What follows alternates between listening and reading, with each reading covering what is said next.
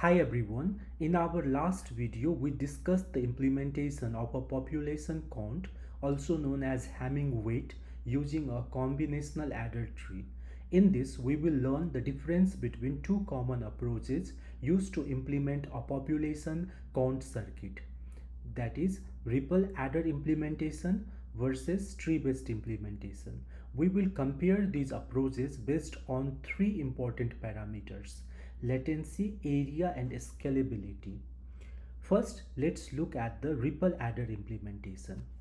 In this approach, the population count is built by serially adding one input bit at a time. For example, the first two input bits are added together. The result is then added to the third bit.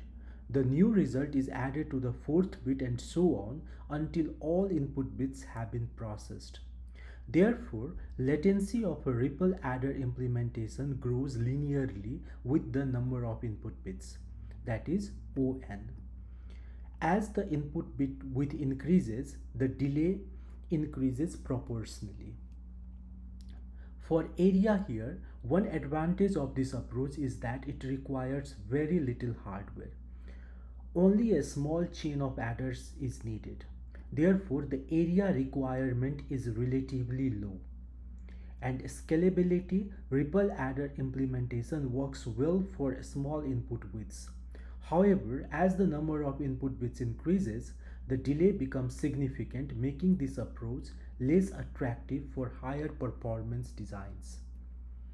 Now, let's look at the tree-based implementation. In this approach, multiple additions are performed simultaneously using a hierarchy of adders arranged in the form of tree.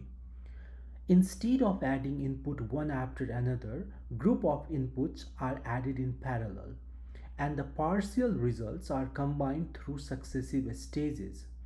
This significantly reduces the critical path delay.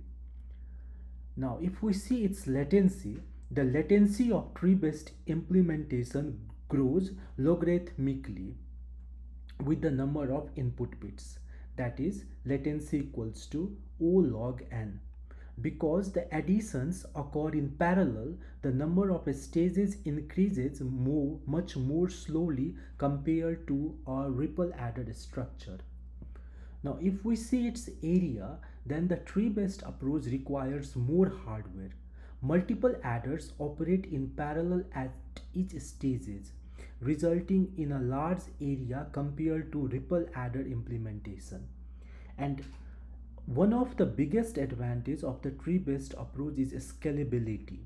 It scales efficiently to very wide data paths and large input vectors while maintaining relatively low latency.